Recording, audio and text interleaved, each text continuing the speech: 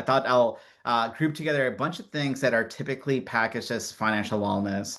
Obviously, emergency savings that has come up a couple times, small dollar loans, earned wage access, financial education, financial coaching.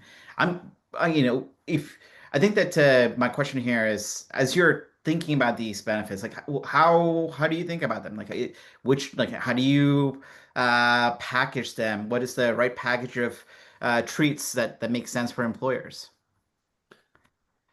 Yeah, I'll go quick, Don. ESAs and financial coaching.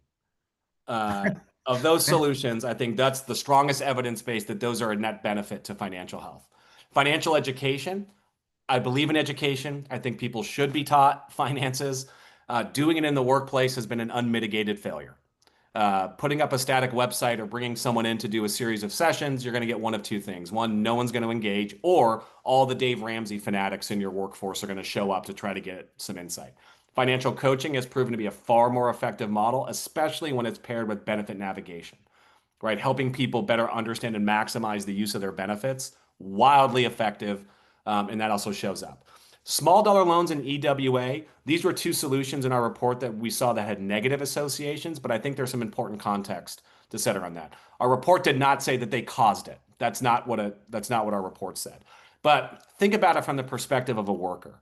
If you are falling behind on your bills because you're not earning enough income, these types of solutions can be really helpful in the moment. So they're sort of the candy corn that you get. It's like, yes, it's a piece of candy, but long term, it's not the candy I want or the candy that's the most effective for solving that. And part of it's because what we see in the data is the high volume users of those products are people that are not having misalignment with their payroll timing and their bills. If that's actually the problem, you can change your pay frequency at a much more effective way to address that. These are folks that are living below the living wage threshold by and large. They experience chronic financial shocks. And I don't know a single person who experiences a financial shock whose first thought is, you know what I need? More debt. It's one of the reasons why an ESA, I think, is a far better solution many times.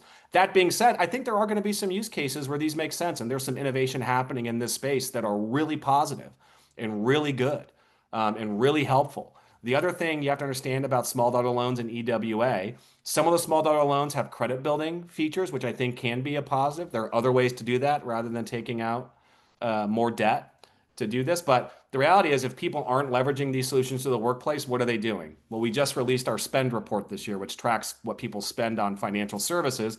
So I'll tell you, they're going to a payday lender, they're going to a pawn shop, they're selling plasma, they're using buy now, pay later services.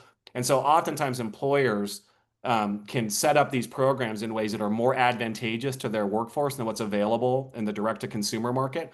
But you have to know what problem you're trying to solve. Right. If you're trying to solve misalignment between bills and payroll, that's not actually an EWA or a small dollar loan problem. That's a timing of your payroll problem, which can be fixed in other ways. If you're trying to help people build credit, there's lots of ways to do that that don't involve them having to take out debt in order to do this. So I view these really as if you're drowning in the ocean and someone throws you a stick and that stick's going to evaporate after 100 yards, you're really thankful for that 100 yards that you've got that stick. But what you really need is a life raft. And you have to think about what these solutions are designed to do, what they do, and what problems they solve. I think there's a place for them in workplace strategies, but to my mind, these are solutions of last resort.